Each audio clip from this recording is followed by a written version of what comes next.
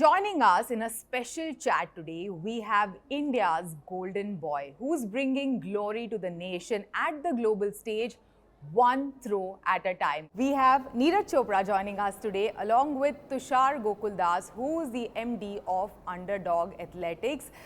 Their campaign together that they worked out, Zid for More for Under Armour, has been a raging success, which showcased Neeraj's relentless training sessions and his mindset. Neeraj, सबसे पहले जिद for more के बारे में ही बात करते हैं क्योंकि मुझे बहुत पसंद आई आपकी ये कैंपेन अंडर आर्मर के साथ। आपकी जो जिद वाली फिलॉसफी है वो किस तरह से दर्शाती है ये कैंपेन नीरज? नहीं, बिल्कुल। सबसे पहले तो बहुत ही अच्छा लग रहा है आपके साथ, तुषार जी के साथ और अंडर आर्मर स्टोर में हैं। तो जिद फॉर मोर दर्शाती है इसको। मैंने अच्छे तरीके से बताया है कि अगर अच्छे तरीके की जिद हम करें तो वो बहुत ही अच्छी होती है। जैसे कई बार हम ट्रेनिंग कर रहे होते हैं और थक गए हैं, फिजिकली हम बहुत ज़्यादा थक गए हैं, लेकिन मेंटली हम अपने आप को पुश करते हैं और ज़्यादा, ये पता होते हुए कि हाँ, हम और ज़्यादा कर सकते हैं और हमारे अंदर और कैपेबिलिटी है, हमको रुकना नहीं है। तो उस तरीके से, ऐसे नहीं कि भाई हम ख़राब फील कर रहे हैं, ऑलरेडी थके हुए हैं और फिर भी और हमें इंजरी होने के चांसेस और फिर हम जिद कर रहे हैं। तो वो अच्छे तरीके की जिद है कि भाई हमको और करना है, क्योंकि अगर हमको अलग दिखना है और अलग बनना है तो हमको और ज़्यादा ट्रेनिंग करनी पड़ेगी। तो जिद फॉर मोर, तो जिद करो और अच्छी जिद करो और ज़्यादा ऊपर जाने के लिए। मिड मई में ही आपने वो 90 वाला मार्क जी क्रॉस किया, तो कैसा लगा? किस तरह के इमोशंस थे आपके वो 90 क्रॉस करते हुए, 90 मीटर को क्रॉस करते हुए? बहुत ही स्पेशल था, क्योंकि वही एक ऐसा बार बार एक अचीवमेंट ऐसा रुका हुआ था, क्योंकि सभी वर्ल्ड क्लास कॉम्पिटिशन्स है, ओलंपिक लगा लो या world championship, diamond league, Asian game, Commonwealth games, तो सभी में अपने पास जेवलिन में गोल्ड हो गया था। तो जेवलिन ऑलमोस्ट कंप्लीट हो गई थी। तो एक 90 मीटर का वो मेरे माइंड में नहीं था, लेकिन वो सब लोगों को ये था कि 90 मीटर क्रॉस करना है। और ये जो हर 10 मीटर का बैरियर है ये बहुत ही ज़्यादा होता है। 80 मीटर मैंने 2015 में क्रॉस कर दिया था, तो अभी 2025 चल रहा है, तो 10 साल लग गए ये 10 मीटर को बढ़ाने में। तो ये बहुत ही टफ था और My ये मैं goodness. बिलीव कर रहा था 2018 से कि मैं कर सकता हूँ। हाँ। क्योंकि मैंने बहुत ही क्लोज किया था, एशियन गेम्स में 88 मीटर थ्रो किया था, तो तब से मुझे लग रहा था कि मैं कर सकता हूँ। लेकिन फिर भी कंसिस्टेंट तो मैं बहुत था, लेकिन फाइनली एक रिलीफ मिला कि यार ये हो गया है। सबसे बड़ा रिलीफ ये था कि अब आप पूछ रहे हो कि कैसा लग रहा है 90 मीटर क्रॉस, पहले बोलते थे कब कर रहे हो 90 मीटर। तो वो तो change हो रिलीफ गया है। वाली हाँ, फीलिंग थी। और एक बिलीव बढ़ा है कि नहीं, अब और अच्छा हो सकता है। हाँ। क्योंकि मेरे हिसाब से वो बेस्ट टेक्निक या बेस्ट, मतलब मेरा बेस्ट नहीं था उस दिन, जो मुझे फील हुआ, तो और अच्छा हो सकता है। और अच्छा हो सकता है, तो कितना अच्छा? अगला टारगेट क्या है? 10 साल अगला- लगे आपको 90 मीटर क्रॉस हाँ। करने में, आपने बताया, तो अगला आपका टारगेट क्या है? बस मुझे ये लगता है कि एक बार वो होता है ना कि आपको एक किसी चीज़ का एक वो बिलीव मिल जाता है। अब वो मुझे डिस्टेंस मिल गया है 90 प्लस का। हाँ। अब वो मेरे माइंड से हट गया है कि 90 मीटर क्रॉस करना है, अब वो हो चुका है। अब मैं यही कोशिश करूँगा कि स्टेप बाय स्टेप, मैं ये नहीं सोचूंगा कि अब मुझे वर्ल्ड रिकॉर्ड के लिए थ्रो करना है। अब मुझे 92 तक, 93 तक ऐसे थ्रो के लिए तैयारी करनी है। जब वो क्रॉस हो जाएगा तो स्टेप बाय स्टेप फिर अगले टारगेट के लिए सोचेंगे। So one step at a time, ये फिलॉसफी है। Tushar, Neeraj has been associated with Under Armour since 22. You mentioned how, it could have been much before that. So tell us, working with him, what has been one of your standout moments, working with Neeraj? One thing that kind of really endeared me to him is his very caring and compassionate personality. ये सबका ख्याल रखते हैं। हाँ। इनका sport ऐसा है जहाँ पे he is an individual athlete, there is no team, लेकिन he treats everybody as his team. बाकी जैवलिन एथलीट्स भी, विच आई वॉज सरप्राइज, पहली बार मैं यूजीन में जब मिला आई थॉट कि ये सारे कंपेटिटर हैं, लेकिन इवेंट के बाद सब गले मिल रहे थे, हंसी खुशी से बात कर रहे थे। I was taken a back कि इतना इंटेंस कॉम्पिटिशन जहाँ 1-on-1 हो रहा है। And even the other younger Indian athletes, he's very caring and compassionate and takes care, guides them, helps them, क्या खाना है, कैसे train करना है. I've seen this over the last 3 years multiple times. So that's something that really stood out for me as an exceptional part of his character, and which makes me really admire him and like him even more. Yeah. Neeraj, because Under Armour focuses so much on performance gear and you're the topmost performing athlete in the country, तो किस तरह का feedback आपने दिया है under armour को gear को लेकर और किस तरह से लेते हैं ये फीडबैक? नहीं, बहुत ही डिटेल में लेते हैं और हर एक चीज़ हम बात करते हैं। हमने बहुत ही ज़्यादा काम किया है बीच में कि हम जेवलिन स्पाइक के ऊपर काम कर रहे थे और हमने काफ़ी अच्छे स्पाइक बनाए और बहुत ही डिटेल में हमने बातें की, प्लस गियर के बारे में, शूज़ के बारे में कि मुझे मकीना अच्छा लगता है और तुषार जी फिर उसके बारे में प्रॉपर बताते हैं कि अब हमने उसके ऊपर वाला वर्जन कर दिया है, अब मकीना का ये वर्जन आ गया है। तो बहुत डिटेल में बातें होती हैं, जो कि अब रखे हुए सब शूज़ ऐसे ही लग रहे हैं नॉर्मली, लेकिन वो प्रॉपर कि भाई अब ये वेलोसिटी है, फैंटम ने आया है, तो बहुत ही डिटेल में बातें होती हैं। प्लस मुझे गियर में बहुत ही अब मुझे काफ़ी सारे लाइफस्टाइल क्लोथ्स भी दिख रहे हैं कि भाई पहले हम ज़्यादातर परफॉर्मेंस में ज़्यादा काम कर रहे थे, जैसे प्रोजेक्ट रॉक भी परफॉर्मेंस के लिए था, लेकिन अभी लाइफस्टाइल भी काफ़ी ज़्यादा आने लगे हैं। तो वो काफ़ी अच्छा लग रहा है कि हाँ, कि इतने कंफर्ट हैं। और मुझे तो बहुत ज़्यादा शुरू से ही बहुत ज़्यादा पसंद था कि जब मैं बाहर जाता था तो अंडर आर्मर के टाइट्स और ये और कंप्रेशंस, ये इनके डिज़ाइन बिल्कुल यूनिक होते थे। तो मैं बहुत ज़्यादा खुश था जब हमने आपस में बात की और अंडर आर्मर के साथ एसोसिएट। ग्रेट। एंड आपने बहुत अच्छी बात कही कि लाइफस्टाइल के कपड़े भी अभी sports like performance sports wear की दुकान में मिलने लगे हैं। On that note Tushar, I want to know that the line between what qualifies as sportswear, athleisure, everything is blurring. So what does that mean for business for you? See, many brands have taken this to a very different extreme level. Our focus as a brand is, of course, athletic performance. However, even athletes need something which is an intermediate product, garment to wear when they are not in their intense training. So, before training, after training, there are opportunities to equip our athletes with product that looks great and also delivers a certain level of performance.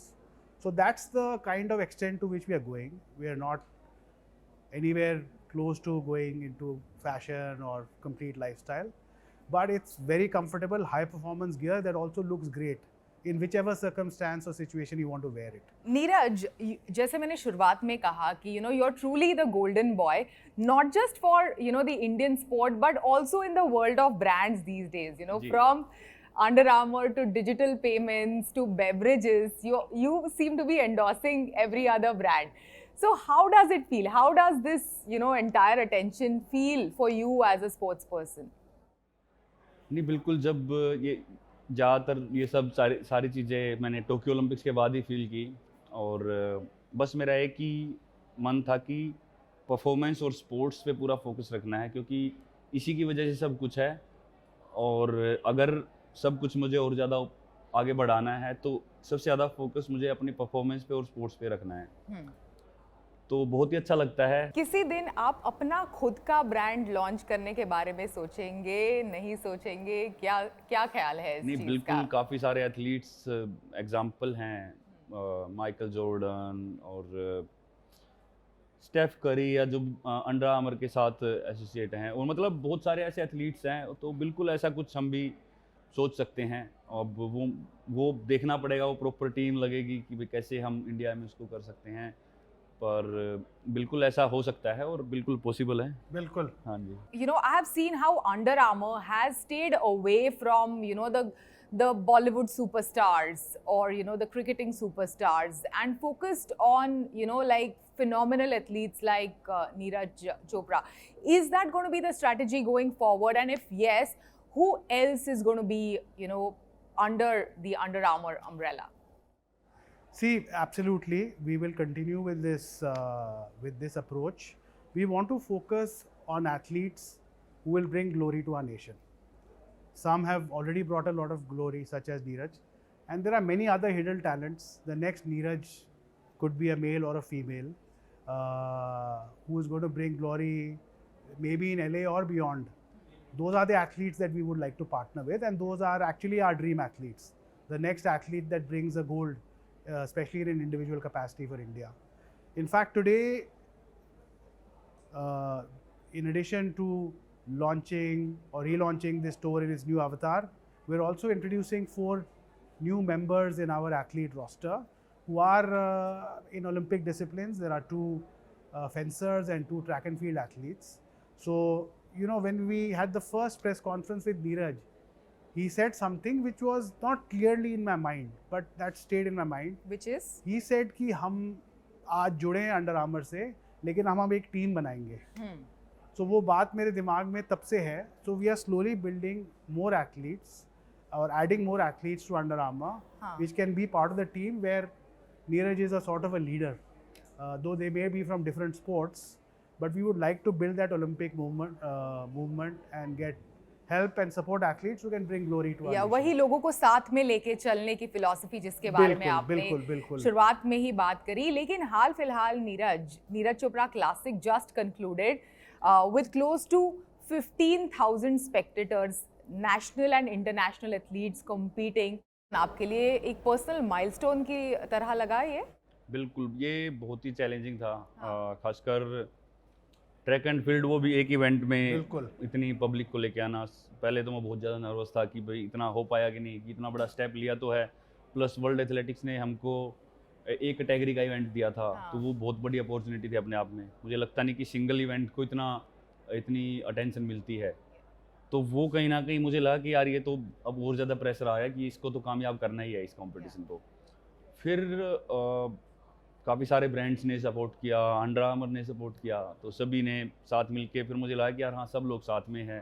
Plus government ने support किया, JSW team साथ में थी, तो लगने लगा कि हाँ. और मैं डायमंड लीग पेरिस और ओस्ट्रावा गोल्डन स्पाइक compete करके और काफ़ी सारा ट्रैवल करके आया ही था, और काफ़ी सारी चीज़ें चल रही थी. मैं शूट पे भी जा रहा था, कुछ वीडियो वगैरह बनानी पड़ रही थी. नॉर्मली मैं कंफर्ट नहीं होता इतना. मैं कंपटीशन से पहले मैं सोचता हूँ कि मुझे ट्रेनिंग करनी और रेस्ट करना है बस, और माइंड को रिलैक्स रखना है. और प्लस ये इतना बड़ा प्रेशर था कि इंडिया में ही हो रहा है. यार यहाँ पे तो बहुत ज़्यादा ज़रूरी है, और इससे बड़ा प्रेशर है कि मेरे नाम से ही हो रहा है.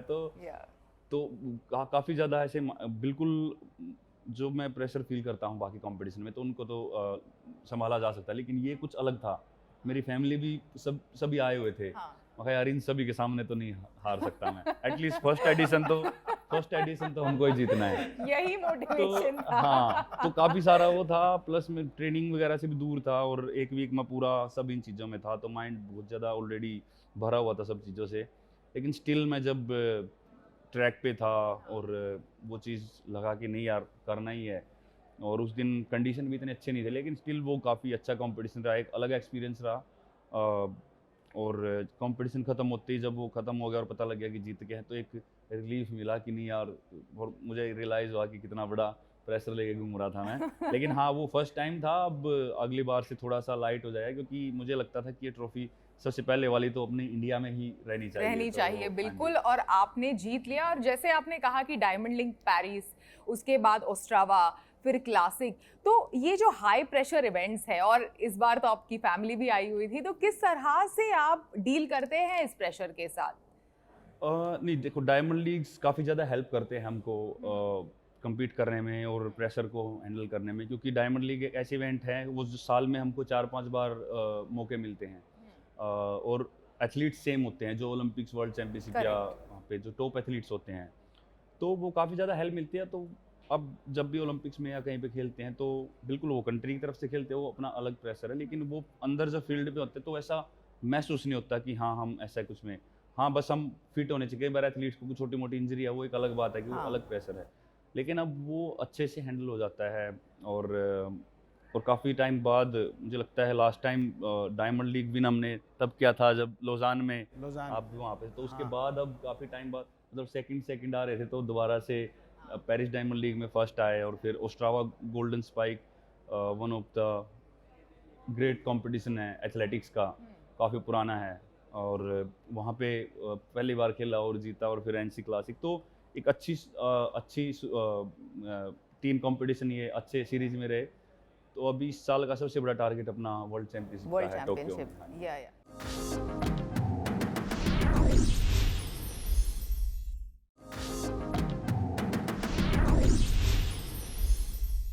Hosting a World Athletics Gold event in India, एक डिसिप्लिन से आपने शुरू किया, जी आपने हिंट किया था कि आने वाले दिनों में नए डिसिप्लिन जी। जुड़ेंगे इसके साथ, तो कौन से डिसिप्लिन जोड़ रहे हैं आप? वो कोशिश करेंगे कि हमारे जो एथलीट्स जिन इवेंट्स में स्ट्रॉन्ग होंगे कि भाई उनको मौका मिले, ऐसे इवेंट्स जोड़ेंगे। बट अभी तो जस्ट वो ख़त्म हुआ है और अभी बातें चलेंगी इस पे वर्ल्ड एथलेटिक्स और सभी से मिलके कि कौन से इवेंट्स जोड़े जा सकते हैं और फिर वो हम वो डिसिप्लिन ऐड कर सकते हैं। Tushar, brands such as Decathlon coming into India in a big way and spreading their presence across different markets has also made, gear affordable to the masses. And then there are a lot of these D2C brands that you browse through Instagram, you browse through Twitter and different social media platforms and you get access to that. Are they growing the market for you? What are they doing for, the business? We operate in a fairly premium segment. So in that sense, we are fairly unique in India. The most of our merchandise is based on innovation and high technology, Yeah. which delivers benefits to the consumer. So at this point in time, so far, there's no immediate brand in our immediate vicinity which delivers this kind of product benefit. A lot of brands are tapping into the athleisure part of the sportswear Sports, space, right? okay. Which is, I've heard brands say we are about wellness and lounge, etc. We are not at all in that space. We are in the athletic performance space, but extending to pre and post sport and a little bit of, how should I say, comfortable wear. So we are fairly unique in terms of our product technology, as well as the price points at which consumers are buying our brand. So I don't know if I mentioned it ever earlier. The average selling price of our shoes in retail is 16,200 rupees. This is probably more than double of even the rest of the international sportswear brands. So we are pretty much at that top of that pyramid, and not directly, I would say, affected or impacted by some of the other developments that you're talking about. Yeah, and then on that note, I would like to ask you, how do Indian athletes bringing glory at global stage are driving inclination towards this premium high performance gear in the country?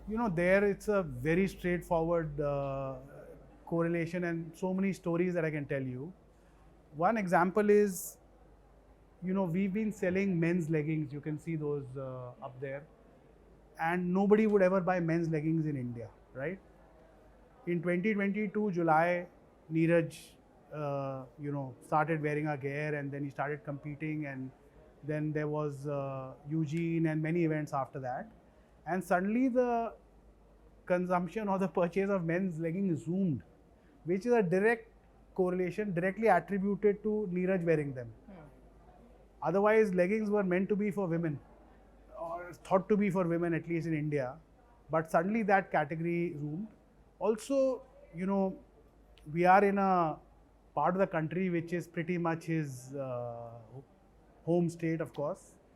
And many of my team members who live here, they play various sports. Yeah. And when people get to know, and there are people who come in sports academies from nearby towns and villages to play, and when they get to know that these people are from Under Armour, first thing they say is, "वो नीरज भैया वाला T-shirt हमें दिला दो." It's very, very common. My merchandising head tells me this every week. He tells me कि 3-4 लड़कियाँ आए, they asked me, Neeraj भैया वाला T-shirt कहाँ मिलेगा, वो वाला जो उन्होंने उधर पहना था. So people see him as a role model, and they want to copy and wear the same product that he's wearing, and they are willing to save up for it. Correct नहीं, आपने बिल्कुल सही कहा. नीरज तो role model है ही, लेकिन Neeraj as a human being हमें अभी जानना है. तो कुछ सवाल है मेरे आपसे. सबसे पहली चीज़ कि किसी भी हाई प्रेशर गेम से पहले कुछ क्वर्की रूटीन है आपका, कुछ अटपटा सा रूटीन है जिसके बारे में बहुत से लोगों को नहीं पता जो आप करते हैं? उस दिन मैं थोड़ा सा शांत रहता हूँ, चुप रहता हूँ. थोड़ा एनर्जी एक जगह पे ज़्यादा लगानी है क्योंकि कंपटीशन बहुत ही इंटेंस होता है. तो उस दिन थोड़ा सा मैं शांत रहता हूँ. नॉर्मली मैं थोड़ा फन में रहता हूँ, लेकिन कंपटीशन वाले दिन थोड़ा सा आपको शांत दिखूंगा. उसका मतलब ये नहीं कि मैं प्रेशर में हूँ, उसका मतलब ये है कि मैं थोड़ा और एक्स्ट्रा फोकस कर रहा हूँ अपने इवेंट के लिए. तो यही थोड़ा होता है, और जाने से पहले थोड़ा भगवान को याद करते हैं। बिल्कुल, इसी नोट पर आपका फेवरेट ट्रैक कौन सा है? ओह, टफ क्वेश्चन। काफ़ी सारे खेलने हैं और काफ़ी ज़्यूरिख में बहुत ज़्यादा मज़ा आता है फाइनल डायमंड लीग में, प्लस मुझे स्टॉकहोम बहुत अच्छा लगा था। स्टॉकहोम और स्टॉकहोम ज़्यूरिख। में मैंने नेशनल रिकॉर्ड किया था 2022 में, जिसकी तुषार जी बात कर रहे थे, मैंने लेगिंग्स डाली थी और उस टाइम पे, और मैं बताना चाहता हूँ कि बिल्कुल लड़के वाली नहीं होती है, बहुत कंफर्टेबल होती है, और माइकल फेल्प्स जैसे सभी एथलीट बिल्कुल, लेगिंग्स बिल्कुल, डालते हैं, और ये जिम के लिए आप इतना स्ट्रेच होते हो और उसमें प्रॉब्लम नहीं आती। स्टॉकहोम और ज़्यूरिख दोनों दो ट्रैक्स के बारे में आपने कहा। अभी मुझे बताइए कि कौन सा मोमेंट आपके लिए सबसे ज़्यादा सैटिस्फाइंग था? Was it the Olympic gold या क्रॉसिंग द 90 मीटर बैरियर? नहीं, ओलंपिक गोल्ड कुछ अलग था। बिल्कुल देखो ना, डिस्टेंस है, अच्छा है, 90 मीटर्स बहुत थ्रोवर्स ने लगा भी रखी है, बट वो बोलते हैं कि मेडल एक ऐसी चीज़ है जो आपसे कोई ले नहीं सकता। रिकॉर्ड तोड़े जा सकते हैं लेकिन मेडल हाँ आपके पास है। आप ही तो का है 90 medal। मीटर ऐसे बहुत सारे थ्रोवर्स हैं जिन्होंने 90 मीटर क्रॉस किया लेकिन उनके पास ओलंपिक गोल्ड नहीं है। हाँ। तो ओलंपिक गोल्ड अपने आप में एक बहुत ही एक ऐसी अचीवमेंट है जो एक मुझे लगता है थ्रोज से काफ़ी बड़ी है, क्योंकि उस टाइम पे 4 साल में आपको एक थोड़ा सा टाइम मिलता है और आप टॉप एथलीट्स के बीच में compete कर रहे हैं, प्लस वहाँ पे बहुत सारे 90 प्लस के थ्रोअर होते हैं, और उस प्रेशर मोमेंट में आपको अपना बेस्ट परफॉर्मेंस देना है, उनको बीट करना है। तो मुझे लगता है ओलंपिक गोल्ड अपने आप में एक अलग परफॉर्मेंस है। आपका सबसे मज़ेदार फैन मोमेंट क्या था? क्या चीज़ लाइक किसी फैन ने आपके लिए करी है, या फिर कुछ मज़ेदार चीज़ जो हुई है एक फैन के साथ? नहीं, मुझे लगता है कि ज़्यादातर हमारे इस एरिया में, नॉर्थ में, दिल्ली, हरियाणा, पंजाब, राजस्थान, यूपी, यहाँ पे इतने मतलब ओपन होते हैं लोग, और वो ऐसा फील करते हैं कि जैसे हम ऑलरेडी बहुत साल से मिल रहे हैं और हम उनके दोस्त ही हैं। तो ऐसे वो ऐसे नहीं बात करते कि भाई फ़ोटो लेनी है या मिलना है, वो सीधा गले में हाथ डालते हैं ऐसे।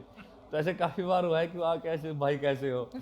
तो वो कहीं ना कहीं मुझे लगता है कि यार देखो कितने मतलब वो कंफर्ट फील करते हैं ऐसे। वो फनी भी होता है थोड़ा कि इतना इतना भी ओपन नहीं होना चाहिए, लेकिन ठीक है, वो मैं मैनेज कर लेता हूँ थोड़ा। नीरज जी, फाइनली आपकी जो लाइफ स्टोरी है वो काफ़ी इंस्पायरिंग रही है। अगर एक एक्टर जो आपके हिसाब से आपको लगता है कि आपका कैरेक्टर प्ले कर सकता है किसी भी फिल्म में, किसी भी मूवी में, तो वो कौन होना चाहिए? पता नहीं, मैंने काफ़ी टाइम पहले 2016 में सेम क्वेश्चन पूछा था, तो उस टाइम मैंने बोला था कि शायद से, क्योंकि मैं हरियाणा से हूँ, उस टाइम रणदीप हुड्डा यंग थे, तो लेकिन अभी वो थोड़ा सोचना पड़ेगा।